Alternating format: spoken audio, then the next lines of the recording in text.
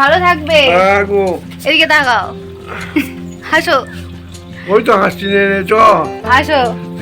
মাকে গিয়ে একবার দেখিয়ে দিবি। হ্যাঁ, সাবধানে থাকবে। হ্যাঁ।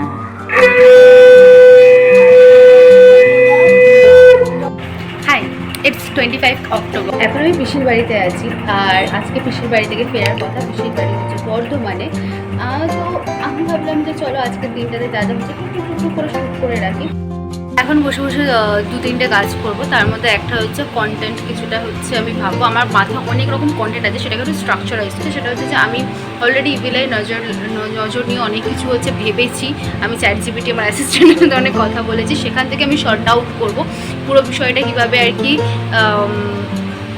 মানে আইডিয়াটা তো আছে, আইডিয়াটা কীভাবে এক্সিকিউট করা যায়। এবং এই যে ওয়ার্কশপটা বা আমি ওয়েবিনার বলছি, এটাতে এইটাতে কী কী জিনিস ইনক্লুড করা যায় সবটাই নিয়ে বসে বসে একটুখানি কাজ করছি আপাতত। আর একটা ছোটো ক্লিপ নিয়েছি আমি আমার পিসির থেকে। পিসি, একটা কথা জিজ্ঞাসা করি, বলো। তুমি নজর লাগায় বিশ্বাস করো? নজর লাগা?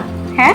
দেখ কেমন বিশ্বাস করি জানি, হ্যাঁ, বাচ্চাদের এটা ইয়ে করে, যে আমার পায়খানা করছে ওইটা একদম তোর 7টা লঙ্কা হলে একটা ডালে ফোড়ন দিলে কিরকম অবস্থা হয়? হ্যাঁ, কাশি আছে, হ্যাঁ, ওনা একটুখানি ইয়ে হয়ে দাউ দাউ করে চলে যাবে, কোনো গন্ধ বেরোয় না। কোনো গন্ধ।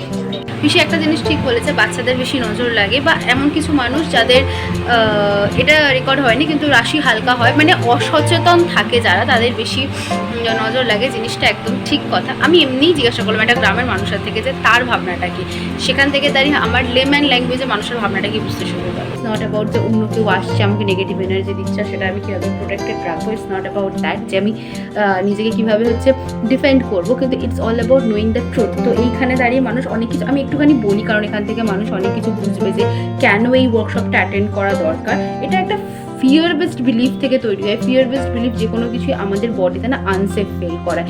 তো আমি যখন অন্য একজনের ফিয়ার বেসড বিলিফ, যে জেলাসি, এনভি, এই লো ভাইব্রেশনাল জায়গাতে আছে, আমারও একটা পার্ট লো ভাইব্রেশনাল জায়গাতে আছে, তার সাথে আমি মিট করছি, সেখান থেকেই অ্যাকচুয়ালি আমাদের হচ্ছে ইভিল হাইটা বা নজর লাগাটা তৈরি হয়। কিন্তু একটা জিনিস আমি এখান থেকে শিখলাম, আমি আমার কার্ডকেও জিজ্ঞাসা করলাম যে এই জায়গাটাতে যে এলাম এখান থেকে আমি কি শিখলাম।